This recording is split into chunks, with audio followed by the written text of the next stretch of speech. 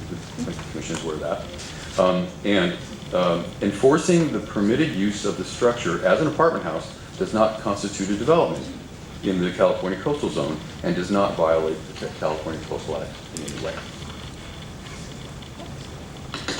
Los Angeles has no law that prohibits short-term rentals. The decision is not,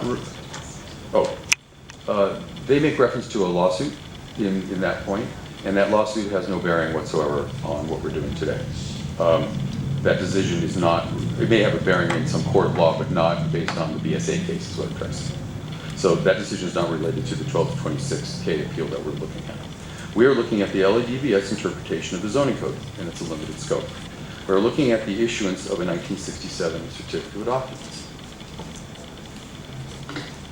Appellant's point number 6 is the historic nature and use of the property. The City of Los Angeles does not rely on a thesis or any excerpts from a thesis as evidence of illegal land use. The appellant's attorney makes reference to a PhD thesis, and it was submitted. It's in that very large correspondence.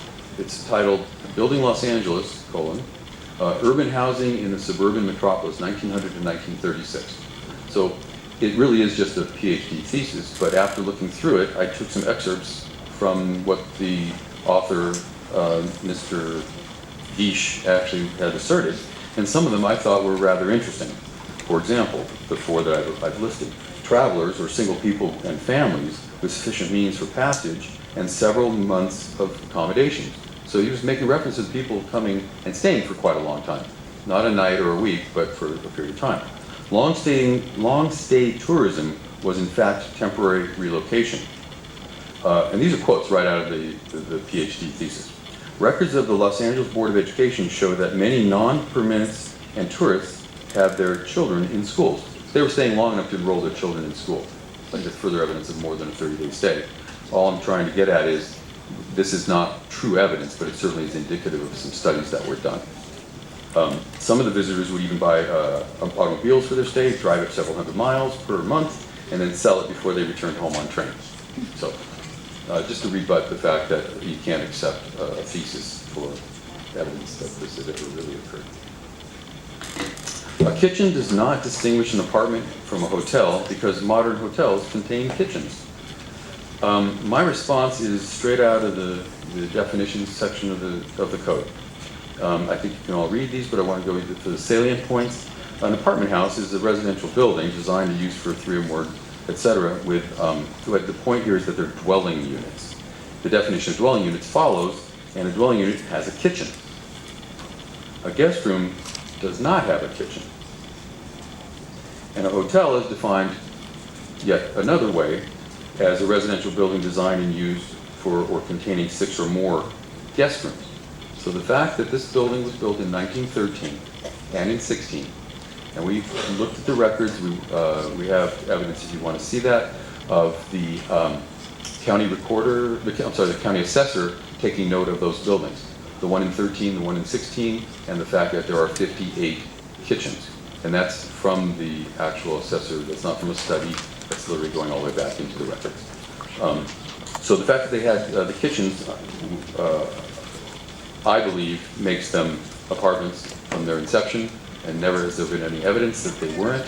And the fact that they have kitchens in them does make them not a hotel, but a residential unit. This slide I don't need to go through because that's reading for just the books. I wanted to go over the transient occupancy residential structure. So this gets back to if you ever were a tourist, if you did have the right to rent shorter term, which we're not again concurring with, but if indeed that premise were to be accepted. In 1992, when the tours ordinance came in, it has an actual sunset clause in it and says that, I'm sorry, that's the next slide. In this slide, it has a definition which for the first time enters into the idea of the length of stay. So that's the definition of a tour. Got it?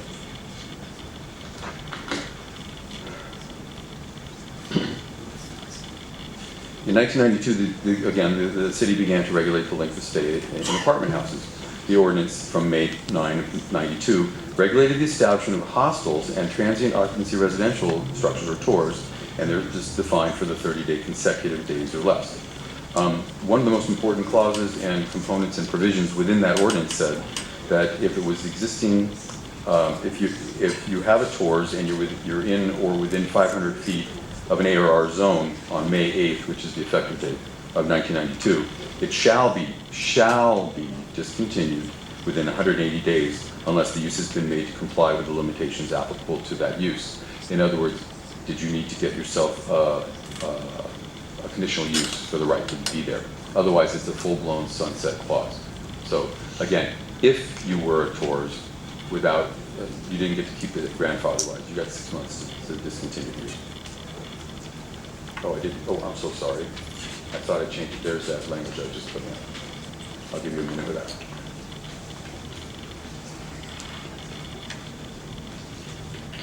Okay. So just to reiterate the idea that they were talking about how the California Historic Building Code worked, again, it does not determine the allowable land uses in any zone, and its reference to uses for occupancy, which we went over, the H2 territory, versus the actual duration of any rental that might have been there, and life safety issues. And that it's actually the zoning code that truly prescribes what the allowable land uses by zone could be. And that concludes my hopefully 10 to 15 minute presentation. Of course, I'd recommend you deny their appeal and sustain my action, but I'm sure there's a lot of questions.